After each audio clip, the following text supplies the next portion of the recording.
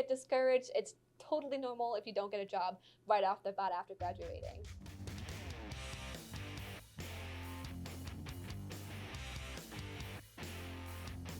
A lot of recent grads are struggling to find work right now. It's been a problem since last year when I was trying to find a job, and it's a problem now. What's your take on it?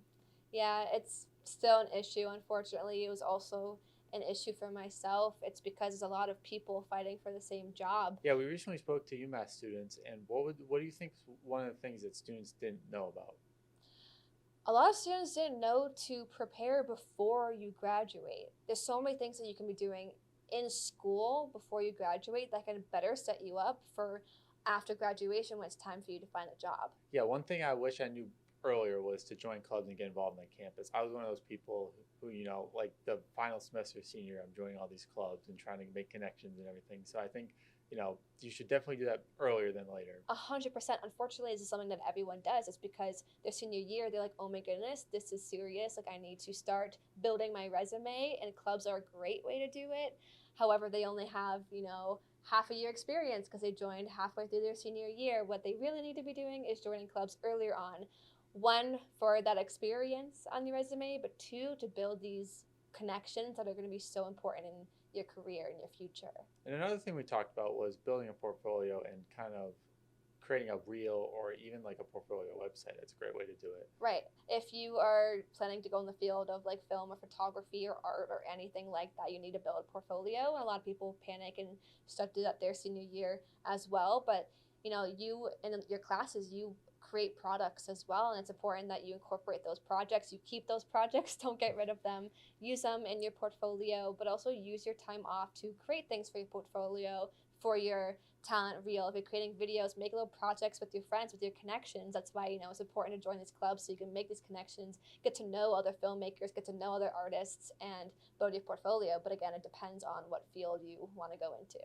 Yeah, I feel like even if you don't have like web experience or you don't have anywhere to put your portfolio, put it on LinkedIn. You can, post stuff on LinkedIn. You can put it on your LinkedIn profile. You don't Yeah. have to be like a web designer or have like this really fancy portfolio. You can just put it on your LinkedIn. No, LinkedIn is a whole subject that we should actually talk about because a lot of people don't realize that it's so important to optimize your LinkedIn and like use it to your advantage because recruiters will be looking at your LinkedIn. Yeah, so make sure you have a profile picture. Make sure you have all your experience in there, any certifications you have, anything like that. I'm not a recruiter, but if I was a recruiter, I went on there and people didn't have their experience or didn't have profile pictures or pictures on there, I might skip over them because I'm like, I don't even know if this account's real. Right, they're going to be looking at your account to see like who you are, but post your work. If you're a video content creator like us, post your work on there because recruiters will watch it. Right, and even if recruiters aren't watching, it still spreads your content out there. Yes. And I think another thing, speaking of connections, make sure you connect with everybody. People you work with, clients, anything like that, Right. You should be connecting with them on LinkedIn. No, I agree completely, and that's why it's good to at the beginning of when you go to college, your freshman year, like join these clubs and start adding these connections that you make in the clubs to your LinkedIn. Get to know your professors, make good connections with your professors, and then add them on LinkedIn. That's a great resource because you actually found this current position through a professor, and it's so right. important. You never know what connections could help you later on. Right. So I think, yeah, just connect with everybody. Another thing that's super important that your recruiters might look at are your social media platforms. So make sure you curate it, make it super appropriate. Don't post anything inappropriate or rude on there because they will see it. Your media presence is really important. Yeah, because the first thing after, if they're looking for you for a job, the first thing they're going to do is you're going to Google you. A lot of people's accounts are private now, but if you have like an inappropriate bio or profile picture, that's still going to be visible. Another big thing that a lot of people don't think about is to check all of your social media platforms and make sure that everything that's on there is appropriate and something that you're okay with recruiters seeing. If you have a public account, make sure everything that you post is appropriate. Delete everything that you might be like a little iffy about.